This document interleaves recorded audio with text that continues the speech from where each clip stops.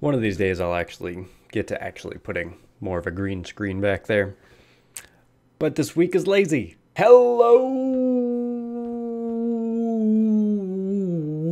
YouTube. My name is Uidsea, and today we're back with holy news. Some more holy news. Some more news about stuff in games and other things that interest me and you sometimes watch. Yeah. So, biggest event that happened, because we're actually catching up because I haven't done it for a few weeks because I'm a lazy piece of shit. So, first off, Final Fantasy Crystal Chronicles is getting remastered in 2019. Yes, the cult classic Game Boy hit that is also one of my all-time favorite games, where you needed Game Boy Advances and link cables to properly play co-op, is getting remastered for the PS4 and the Nintendo Switch. Yes, if you want one of the best co-op games in existence, then you obviously need to get it. Crystal Chronicles was a game where it was a spin-off of a Final Fantasy title where you were in this town that you created.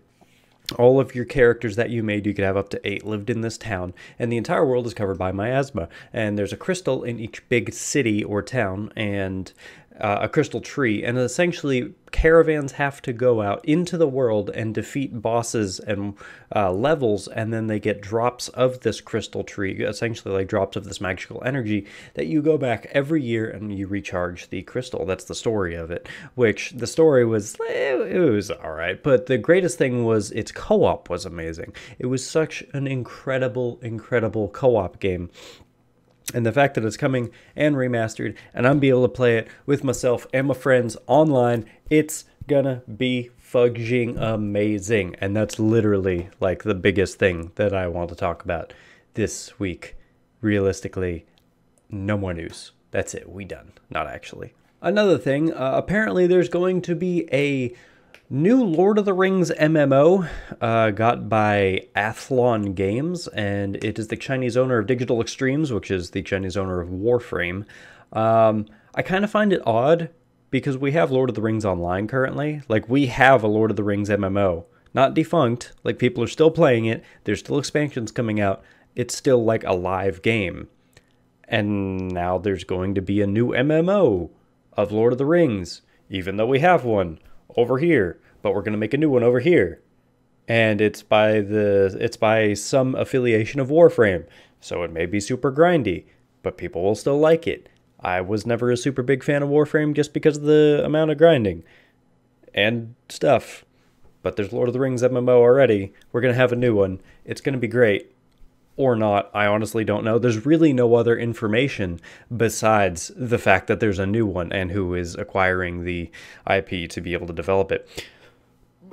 I don't know, like, it could be good. I played Lord of the Rings Online for a little while. The problem is, I feel that it's an MMO that if you don't already have time in it, it's a bit too late. I feel like you're getting into that MMO too late because there's already been a lot of content. And I hear such great stories of people playing and, you know, having dungeons and raids and guilds and, like, amazing events and fights and this and that. But, like, I actually play it and I'm like, I'm not a part of this. I didn't jump into this 5-6 years ago whenever it was, like, the super height of it or whatnot. It's by no means dead. I mean, there is still a population. It's definitely not to the level that it used to be, but there is still a population of players in it. It's free to play. You can download it on Steam right now if you want. It's a big frickin' download. But, I mean, if you ever wanted to mess around in the Lord of the Rings universe, we already have the game. So I don't really understand why we're getting a new one. I don't know. Maybe it'll be updated. It'll have more new updated graphics. It'll be more new player friendly. It'll have a shit ton of grinding. Hopefully not pay to win. I don't know. We'll see. I'm kind of paying attention to it. Honestly, I don't really care. I just found it very interesting. I think that's the only time I've ever heard news of an MMO being even just talked about when we already have an MMO of the same thing currently existing. Very odd. That'd be like if all of a sudden Blizzard was like, "Hey, you know what? We're gonna make an MMO about World of Warcraft." Oh, technically, well, was Final Fantasy 14 live when Final Fantasy 11 was still around? I think that is still a thing. Okay, so there we go. We do have another one. But I don't know. I'll see. Whenever it decides to come out, I'll try it at least. See if it's any good. Definitely not throwing pictures up on this one. Valve rolls out a new Steam adult-only filter. Yes, I don't know if you guys have noticed in recent, I think this happened like a week or two ago, where it asks you to update your preferences, like, do you want to see gore, do you want to see blood, do you want to see mature content, nudity, etc., etc. So essentially what they were saying was the store was allowing you to filter out things with frequent gore or frequent nudity. Ew, what is that on my hand? Oh my god, that was just on my desk. Big thing of gel, nasty. It's actually from my mouse pad. No, but okay, so there was a general mature content filter, and now there's a thing that where you can essentially completely filter out games that would have like excessive nudity or gore or whatnot. I'm thinking things somewhere along the lines of like maybe like Hoonie Pop and stuff like that, where the whole game's thing is like nudity and sexual content and all that stuff, as well as I think it's really, really heavy gore. Apparently, they always allowed things on Steam except for stuff that was illegal or straight up trolling, by their words. Like, for instance, there was actually a game that was developed where you were a school shooter. Like, you actually go into schools and kill kids.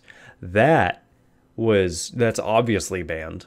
And there was apparently a few other things. There apparently was an AIDS simulator, a ISIS simulator, an asset flip simulator, and a triggering simulator. Apparently, it's only a really small number of people, and they've all already been banned, which I would have thought it would have been more people just trying to troll. But I don't know, apparently it wasn't nearly as big of a thing.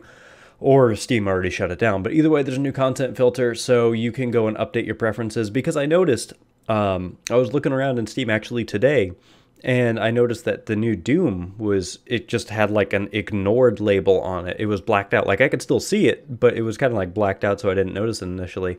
And I went into my settings, and apparently by default, they have a few things like excessive gore and stuff being ticked off. So check that. I mean, if you're one of those people that don't like those type of games, apparently you can now even filter it more than you could beforehand, which is interesting. I mean, I personally don't care. Like the adult content stuff, like, yeah, I'm not going to play like a hentai simulator or something like that. But if that is your thing, then by all means go for gold. Just make sure you check your new Steam content filter settings. Okay, so Assassin's Creed Odyssey. Yeah, that's the new ancient Greek-themed Assassin's Creed that's going to be coming out this year. There's a season pass, so they already said that there's going to be like a episodic DLC that kind of is broken up and released in certain points. But on top of that, if you buy the Assassin's Creed Odyssey season pass, you will also get a remastered Assassin's Creed 3 and Assassin's Creed 3 Liberation, the Vita like tie-in to that. Which, I mean, it's really interesting. It's showing that they're actually making somewhat of an attempt to go back to the other games. Personally, Assassin's Creed 3, I wouldn't have taken. Every time I tried to play it, I get like so bored of it. It just never really clicked with me. Maybe it's them trying to like resell their lower selling ones, or maybe Assassin's Creed 3 was actually a really high seller and I'm just in the minority. I don't know. I know the next one, 4, Black Flag, was freaking amazing. The pirate game was freaking amazing, but I don't know. Assassin's Creed 3 was the one where you play as the Native American. I can't even remember his name, but it was you were in the New Americas and you played a Native American assassin. It was interesting. Like the storyline was kind of cool, but I couldn't get it clicking. Like it didn't click with me for some reason. I got about halfway through it and I just set it down and like never touched it again. I tried it again like 2 years later. Set it down. Never tried it again. I don't know. Either way, if you get the season pass, you get a remastered one of that and you get a remastered Vita game of Assassin's Creed 3 too. So that's pretty cool. Either way, there's more DLC. You can check, I think IGN put it up. You get to see like the combat like right here. You actually get to fight Medusa in Odyssey apparently, so maybe you actually get to hunt some of the some of the Greek mythical creatures, which would be really freaking cool, honestly. I don't give a shit about historical accuracy at that point. It'd just be really, really freaking cool. I'm excited for it. I think I'm going to get it. I don't know if I'll play it to completion, but I'm definitely going to get it. Another one, Pokemon Go apparently is allowing you to nominate landmarks to become new Pokestops, currently only in Brazil and South Korea, which I find kind of odd. I don't know why they chose those two countries, but I know they're saying it's essentially a test to see how it works first. There are some requirements. You have to be over level 40, and you have to be over 18, which I don't know if that's in your settings or whatnot, but level 40, that's not too hard to do, essentially, if you just play every day. It would be cool to nominate more Pokestops. I feel like, because I'm in somewhat of a rural area, so there's not really many Pokestops around me, so I have to actually go wander. I mean, I have to actually travel quite a distance just to go, like, get more Pokeballs and stuff like that and gifts.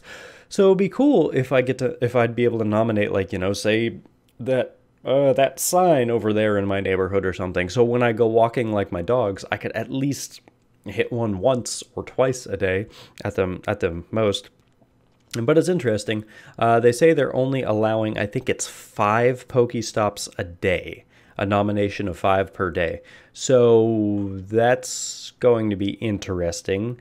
That's also going to be flooded almost instantly, I'm sure. Either way, whenever it does eventually roll out to the rest of the world, it'll be interesting, because Niantic is actually using an older game called Ingress to essentially power Pokemon Go with like the GPS and the Pokestops and all that stuff. And while it's cool that they have essentially the framework already set up, it's sure a monumental task to be able to add the new Pokestops and things like that and gyms and whatnot in the entire world, essentially. So the fact that they're allowing you to nominate it, it's very cool. It shows that they actually do somewhat care about the players and are taking their feedback into consideration. Ooh, Alan Wake is being made into a TV show. For those of you who don't know, Alan Wake was a horror game for the Xbox 360 and the PC, sorry. And it was essentially, you were a writer in a small Washington town who was investigating some weird stuff, and it gets even weirder as the game goes on. It was a great game. There was a little digital spin-off game that was released in 2012. And while a lot of people said that there was going to be a sequel, and I think at one point in time the dev even said that there was going to be a sequel, nothing actually came from it, which is too bad because Alan Wake was critically acclaimed. It was such a freaking good game. I remember playing it maybe 3 or 4 times. It was so good. And apparently there's going to be a TV show. Apparently this comes from Variety, I think they're a magazine, reports that the Cloak and Dagger and Legion writer Peter Calloway will make an adaptation of the game. I don't know if it's going to be like a Netflix type thing or what, but either way, I'm very interested. I would definitely watch the shit out of an Alan Wake TV series because it was so good. It wasn't only about like the horror and like shooting bad guys and stuff. He was a writer who was tackling his own inner demons in the game, and it'd be really interesting to see where it goes because we're obviously going to see like the horror aspects of it and whatnot, but being able to see like the interplay in his own mind as a TV show, oh, I think it's going to be good. I think it'd be freaking amazing. I'm really looking forward to it.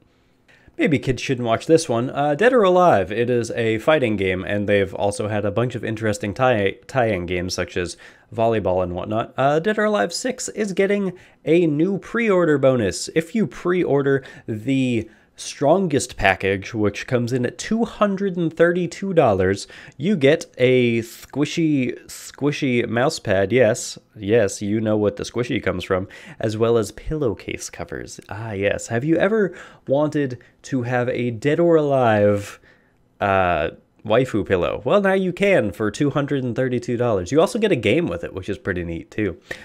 I don't really like the Dead or Alive series. I've never really liked fighting games.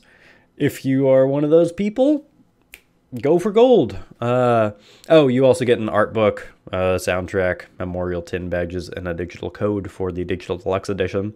But realistically, everyone's going for that mouse pad.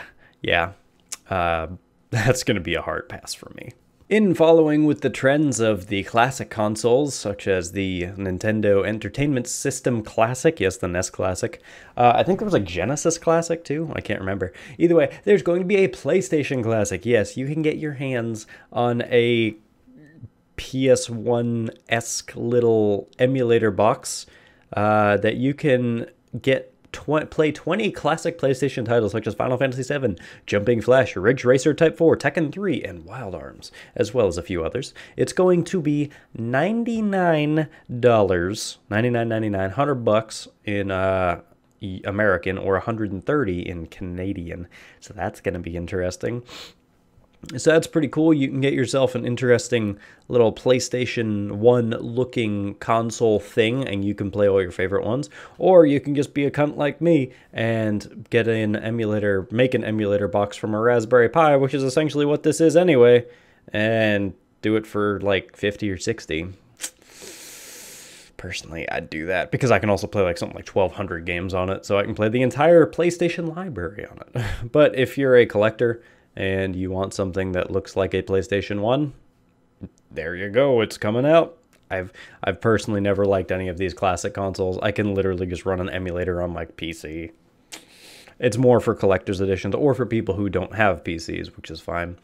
I could still think of a few other things I could probably spend $100 on, just off the top of my head. Like that's probably a good few grams of cocaine. All right, last thing. So there is going to be a Red Dead Online for Red Dead Redemption 2. Yes, if you are excited to spend $35 on a horse or a train, oh boy, get ready for it. In keeping with the trend of GTA 5, there will probably be close to no actual content for single player once the Red Dead Online 2 comes out, because Rockstar sure as hell hit their mark with money with all the GTA 5 tie-in microtransaction bullshit. I am eagerly awaiting to be able to play a game and then have absolutely no support from it right afterwards. Yeah, that's pretty much it.